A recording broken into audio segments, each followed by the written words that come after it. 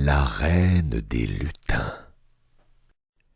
Il était une fois une merveilleuse princesse qui s'appelait Douceline.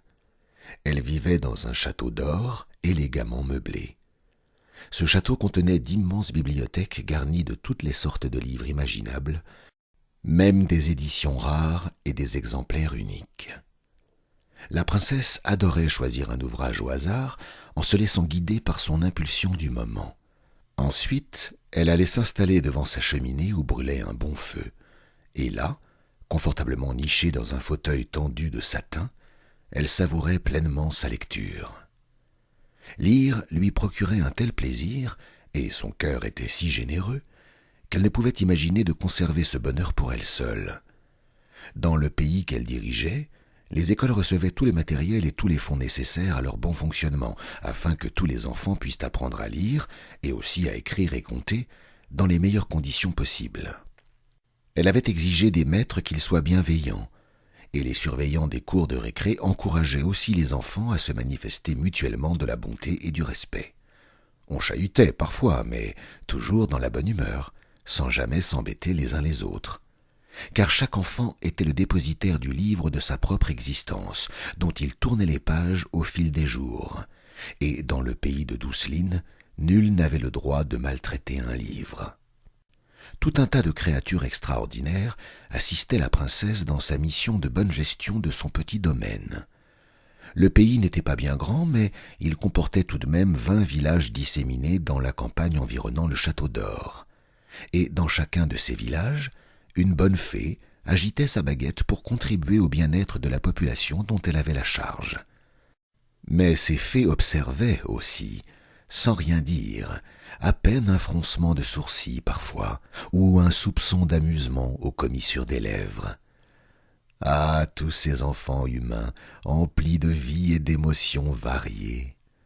De courage aussi, pour affronter des épreuves qui surviennent même dans les contextes les plus favorables.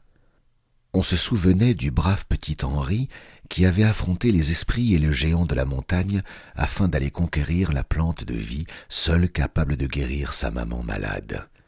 Une célèbre chroniqueuse, la comtesse de Ségur, en avait relaté l'histoire dans un ouvrage intitulé « Nouveaux contes de fées ». Henri était un modèle et une inspiration pour tous. Ainsi, chaque année, à l'entrée de l'hiver, les bienveillantes protectrices des 20 villages désignaient chacune un enfant pour ses mérites, et tous ces enfants gagnaient le droit de se rendre au château d'or, où la princesse Douceline leur offrait une fête magnifique. Cette année-là, dans l'un des villages, la fée en charge se révéla incapable de trancher entre deux enfants. Lucas, qui grandissait dans un fauteuil roulant et affrontait vaillamment la maladie malgré son jeune âge, avait une sœur, la petite Élisa, qui se montrait d'une patience et d'une générosité exemplaires envers son frère. Tous deux méritaient de participer à la fête. Comment les départager ? La fée, qui se nommait Vertibrille, se rendit donc au château d'or, dans l'espoir de convaincre la princesse Douceline d'autoriser à titre exceptionnel un 21e enfant à venir déguster les gâteaux, assister au spectacle de contes et tourner les pages des plus beaux livres d'images. Mais quand elle arriva, les ailes poudreuses de s'être agitées tout le long du chemin, Douceline prenait son bain. « Il va falloir patienter un peu, » déclara Igor, le majordome bibliothécaire. En voilà un autre personnage extraordinaire. Il fallait tant de compétences pour occuper sa fonction que les fées lui avaient accordé chacune un don copié sur la personne la plus talentueuse en la matière. Cela partait d'une très bonne intention, mais comme les modèles étaient tous très différents, Igor s'était trouvé changé en puzzle vivant, avec la main droite de l'un, la main gauche de l'autre, des yeux disparates, une bouche mal assortie, une jambe plus courte que l'autre, des oreilles pas symétriques, et tout à l'avenant. À la jonction de ces morceaux mal emboîtés s'étaient dessinées des cicatrices.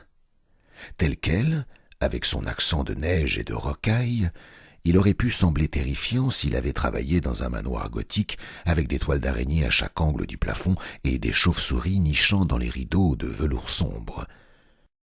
Mais Igor vivait dans le palais d'or, et il exprimait une telle bonté, lui aussi, que personne n'avait peur de lui. D'ailleurs, Vertibrille lui demanda la permission d'attendre Douceline en se reposant perché sur la vaste épaule du majordome, et le bon géant la lui accorda bien volontiers. « Cependant, petite fée, j'ai encore beaucoup de travail pour préparer la fête. Je ne peux pas m'asseoir pour prendre le thé avec toi. » Pas de souci, assura Vertibrille. Au contraire, je suis sûr que ça va être passionnant de te regarder vaquer à tes occupations. Hochant la tête, Igor rejoignit les apprentis de la princesse. Il s'agissait là de 3 lutins qui avaient pris l'apparence d'enfants humains par pur souci d'esthétique et de discrétion, car trop de gens croient que les lutins ont le pouvoir de faire apparaître de l'or rien qu'en claquant des doigts, alors que c'est un processus long, complexe et fatigant. Ces 3-là auraient d'ailleurs préféré avoir le pouvoir de faire apparaître des friandises, mais puisqu'ils ne l'avaient pas, ils devaient préparer les beignets, les caramels et les pommes d'amour de façon traditionnelle. Igor les retrouva donc en cuisine, où l'un surveillait la cuisson du sucre, un autre mesurait la farine, et le dernier touillait la crème anglaise. « Vertibrille, tu connais Miette, Cerise et Rodrigo ?» Bien sûr, ce n'étaient pas là les véritables noms de ces lutins. Mais personne ne peut prononcer correctement les noms des lutins, pas même les lutins eux-mêmes. Alors, pour simplifier la vie de tout le monde, ces 3-là en avaient changé pour que cela corresponde mieux à leur nouvelle apparence. Et un beau sourire illumina leur charmant visage quand ils accueillirent joyeusement la petite fée et le grand majordome. « Bien sûr qu'on se connaît !» s'exclama Vertibrille. « Les fées et les lutins grandissent à l'ombre des mêmes fleurs dans le pays magique. D'ailleurs, il y a longtemps que je n'y suis pas retourné. Avez-vous des nouvelles fraîches ?» Les 3 lutins secouèrent la tête de concert. « Pas encore, mais ça ne saurait tarder. La princesse Douceline invite toujours notre reine à enchanter la fête de sa présence. »« C'est vrai, où avais-je la tête ?»« Eh bien là, tout de suite, tu l'as dans un pot de miel, » souligna Rodrigo. Et tout le monde éclata de rire, tandis que la petite fée retirait du pot une adorable bouille aux joues luisantes et quelque peu poisseuses. Douceline n'émit aucune objection à la venue d'un frère et de sa sœur. Le soir de la fête, Lucas et Elisa se présentèrent tous deux aux portes du château d'or, au-dessus duquel brillaient quantité de lueurs magiques de toutes les couleurs. Ils arrivèrent les derniers, car la carriole de leurs parents s'était embourbée dans une ornière, et il avait fallu quérir de l'aide pour extirper la roue de ce trou boueux. Mais cette petite mésaventure de rien du tout ne pouvait pas gâcher la joie ni l'émerveillement des 2 enfants. C'était la première fois qu'ils approchaient autant le château, et leurs yeux écarquillés en buvaient chaque détail. Douceline vient elle-même accueillir le frère, la sœur et leurs parents, ainsi qu'elle l'avait fait pour chaque enfant arrivé avant eux. « Venez, venez, il y a du jus d'orange fraîchement pressé, des tas de gâteaux différents, des sucreries et même des piles de petits sandwichs pour ceux qui préfèrent le salé. » Très impressionnée, Elisa avança dans le vestibule, poussant gentiment le fauteuil roulant de son frère Lucas, qui répétait en boucle combien il avait hâte d'assister au spectacle des magiciens. « Oh là là, toutes ces statues, comme elles sont belles !» s'exclama la petite fille. « Merci pour l'artiste et pour les modèles !» sourit la princesse, qui prit la peine de préciser. « Chaque statue représente un de ceux qui m'ont précédé dans ma fonction de gardienne de l'imaginaire. Il y a aussi les anciens membres de la troupe des baladins, dont les représentants animent les spectacles chaque année lors de notre fête traditionnelle. Et puisque j'en parle... » La double porte de la salle de réception s'ouvrit par magie devant eux, révélant le buffet, les joyeux convives et les décorations scintillantes. « Allez-y, chers enfants, mêlez-vous à vos pareils, faites-vous de nouveaux amis, jouez, mangez, riez, et à tout bientôt pour la représentation. » Un peu intimidés, Lucas et Elisa approchèrent et furent aussitôt entourés par plusieurs enfants plus ou moins de leur âge.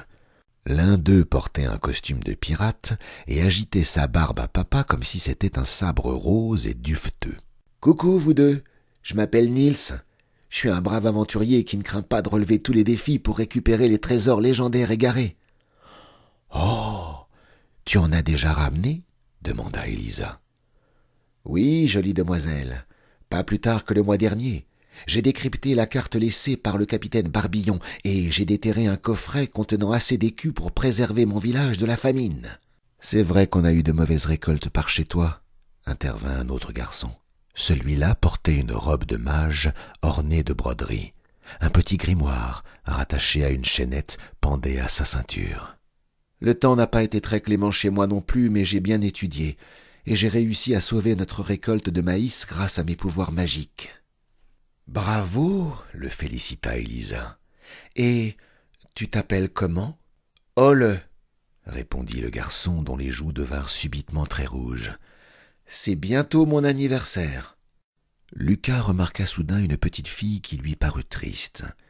Il la désigna à sa sœur, qui fit rouler le fauteuil jusqu'à la jeune affligée. « Tu ne t'amuses pas ?» s'inquiéta le garçon malade. « Si, mais la fée de mon village m'avait offert un diadème pour que je le porte à la fête, seulement je viens de m'apercevoir que je ne l'ai plus.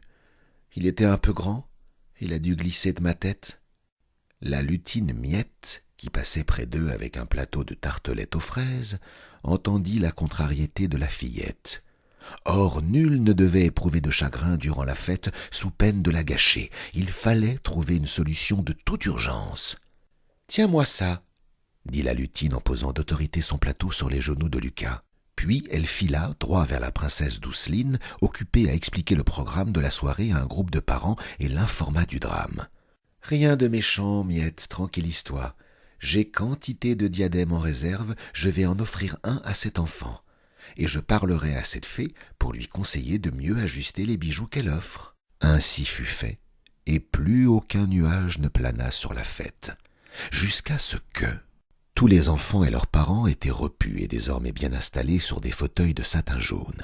Douceline et Igor racontaient en alternance de belles histoires, comme le chevalier de rien du tout, le conte des rouspéteurs, ou encore la chauve-souris et le jeune idiot. Les lutins Miette, Cerise et Rodrigo les assistaient en leur apportant les accessoires spécifiques à chaque histoire, en déplaçant les éléments de décor mobile ou en frappant au moment opportun le tambour destiné à intensifier l'intensité dramatique des récits. Tout allait bien, les invités semblaient ravis, quand soudain, alors qu'on attendait toujours la visite de la reine des lutins, un grand nuage apparut sur la scène accompagné d'un pouf sonore. Et au lieu de la reine, dont le retard ne manquait pas d'étonner, on vit apparaître un vieux lutin au nez violet, le bonnet de travers, la barbe tremblante, qui annonça en pleurant « Notre reine, notre reine est partie pour toujours. »« Comment ça partie ?» s'exclama Rodrigo. « Hélas, elle était bien vieille et... » Le messager sortit de sa poche un grand carré de tissu et se moucha bruyamment dedans. « La flamme de sa vie s'est éteinte ce soir. » Le chagrin emplit de larmes les yeux de Miette, Cerise et Rodrigo. « C'est une triste nouvelle, » déclara la princesse Douceline de sa voix douce. « Nous nous associons à votre peine. »« Merci, » hoqueta le vieux lutin. « Mais j'espérais aussi que vous pourriez nous aider. »« Bien sûr. Qu'espérez-vous de moi ?»« Le peuple magique ne peut pas rester sans reine, sans quoi les sortilèges qui protègent notre royaume vont se dissiper et nous serons à la merci de ceux qui veulent détruire l'imaginaire. Aidez-nous, princesse, il nous faut une autre reine avant le lever du jour, une fillette brave, généreuse, aimante. Notre défunte reine était ainsi avant de coiffer la couronne. » Douceline se retourna vers les enfants présents. « L'une d'entre vous est-elle intéressée ?» Lentement, 4 fillettes se levèrent, non sans avoir d'abord requis l'approbation de leurs parents. « Merci d'être si courageuses, mes petites amies. Mais les lutins n'ont besoin que d'une seule reine. Il va donc falloir vous départager. » La princesse se tourna vers son majordome et ses apprentis. Ils se concertèrent, hochèrent la tête, puis Igor annonça de sa belle voix grave « Le concours pour le titre de reine des lutins est ouvert. » Elles étaient 4 donc, Margot, Ambre, Camille et Élisa. Chacune fut invitée à monter sur la scène. Elles obéirent, firent une petite révérence devant Douceline, puis attendirent le détail des épreuves. La reine des lutins doit avoir dans le cœur assez d'amour pour convaincre les esprits de la nature de répondre à son appel, expliqua Igor. Mais vous n'êtes encore que des petites filles, alors battez des bras et invoquons ensemble, je vous prie. Les 4 candidates formèrent un cercle autour du grand majordome, agitèrent leurs bras de la même façon que lui, imitant ainsi des ailes d'oiseaux. Et elles répétèrent après lui des sons étranges et envoûtants, moins des mots que des sifflements et des cris aigus, comme si le vent mêlait sa voix à celle des oiseaux de proie quand ils fendent le ciel. Les fillettes n'avaient pas l'habitude de produire de tels sons, mais elles n'éprouvèrent guère de difficulté à soutenir les roulements de tonnerre que contenait aussi la voix d'Igor. Et leurs efforts payèrent, car le souffle produit par de vraies ailes battantes souleva leurs cheveux et agita leurs robes. Sur le bras tendu du géant se posa un grand aigle. « Bienvenue, ô gardien de la nature et protecteur des peuples de l'air !» L'aigle donna un petit coup de tête amical au majordome pour l'inviter à prendre le parchemin qu'il tenait dans son bec crochu. Puis, il cria comme pour dire au revoir et se délita en rubans de lumière qui se dispersèrent en s'élevant vers le plafond. « C'est joli !» s'exclama Niels, qui trouvait que toutes ces lueurs colorées ressemblaient au chatoiement des écus et des pierres précieuses des trésors de pirates. « Chut !» lui intima Ole. « Igor déplie le parchemin, je suis sûr que c'est important. » En effet, sur le morceau de peau tannée était écrit à l'encre verte le texte de la première épreuve. « Quelle princesse est toujours mouillée quand elle parle ?» demanda le bon géant.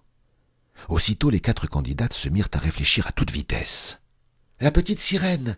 déclara Élisa. Elle n'avait pas été la plus rapide, mais pas la plus lente non plus. Surtout, ses yeux brillaient d'excitation, car elle avait compris la logique de l'énigme. Elle se tourna vers son frère Lucas, vit qu'il la regardait avec un mélange d'admiration et d'incompréhension. Alors pour lui, elle précisa « Tant qu'elle vit dans l'eau, elle a sa voix.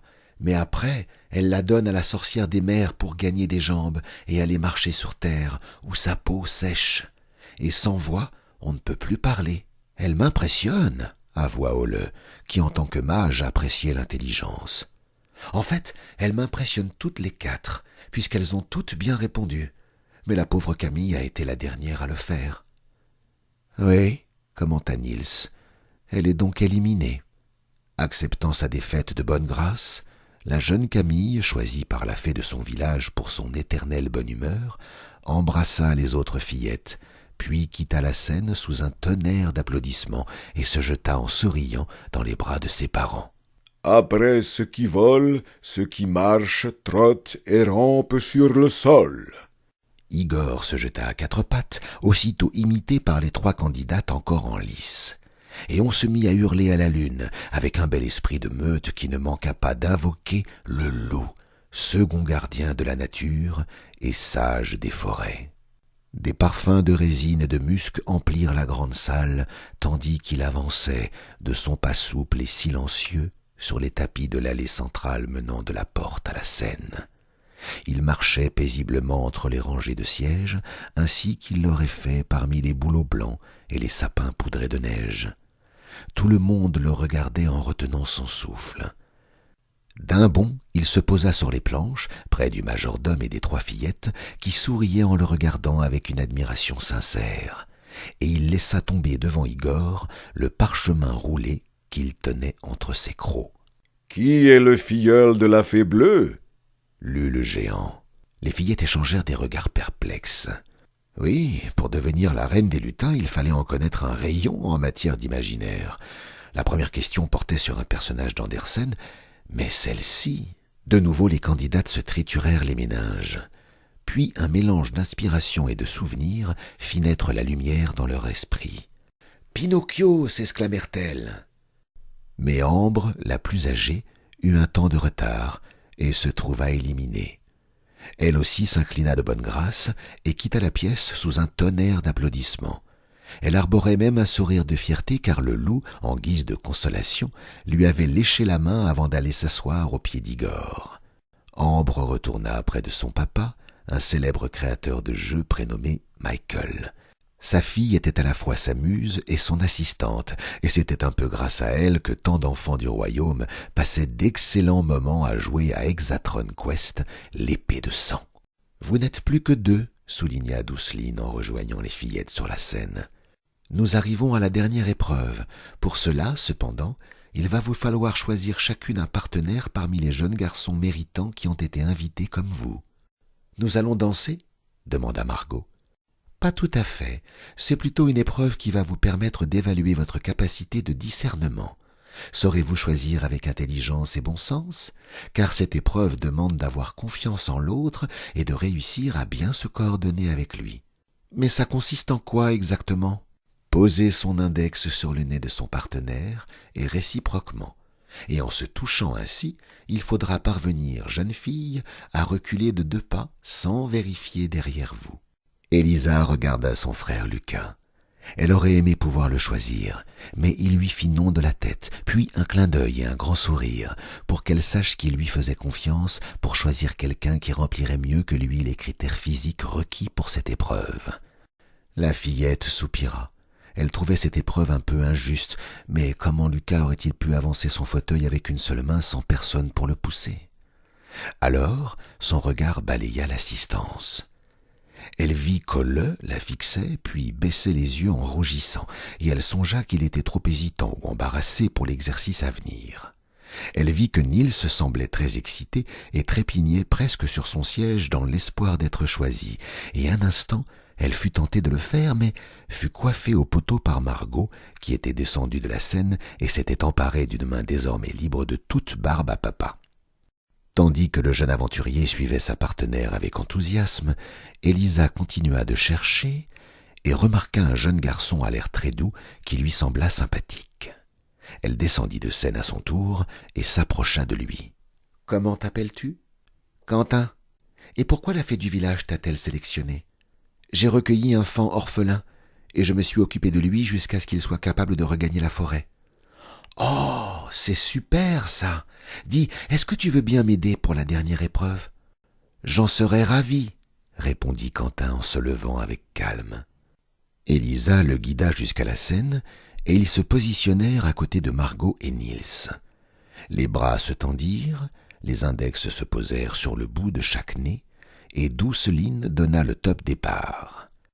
Le moment pour les candidates de reculer de 2 pas était arrivé. Margot recula un peu plus vite qu'Élisa, mais Nils, emporté par son trop-plein de vivacité, bascula en avant et s'écroula sur sa partenaire. « Oups, je suis désolée !» Margot était un peu déçue, mais elle ne se fâcha pas après le jeune maladroit. Après tout, il ne l'avait pas fait exprès et s'excusait déjà. Comment ne pas lui pardonner ? Igor leur tendit une main secourable pour les aider à se relever. Cependant, ils avaient échoué et retournèrent à leur place dans le public pour regarder le duo Élisa-Quentin. Paisiblement, sans se presser ni hésiter, ceux-ci effectuèrent les 2 pas requis. « Eh bien, les lutins ont désormais une nouvelle reine. Élisa, te voici la grande protectrice de la forêt et des domaines imaginaires du pays magique, » annonça la princesse Douceline en applaudissant. Tout le monde l'imita. Élisa avait un peu de mal à prendre conscience de ce qui lui arrivait, mais elle ne pouvait contenir sa joie et un immense sourire éclairait son joli visage. Elle remercia Quentin, qui lui déposa un bisou sur la joue et lui murmura « Ce fut un plaisir, tu vas être une reine des lutins formidable !» Élisa voulut le remercier encore, cette fois-ci pour ses gentilles paroles, mais il avait déjà dû céder la place à tous ceux qui se précipitaient pour féliciter la nouvelle reine et ployer le genou devant elle. Même le loup vint lui prêter allégeance et lui lécha amicalement les 2 mains.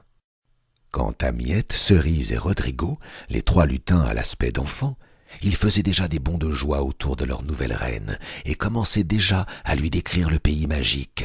Mais comme ils parlaient tous en même temps et très très vite, Élisa avait bien du mal à les comprendre.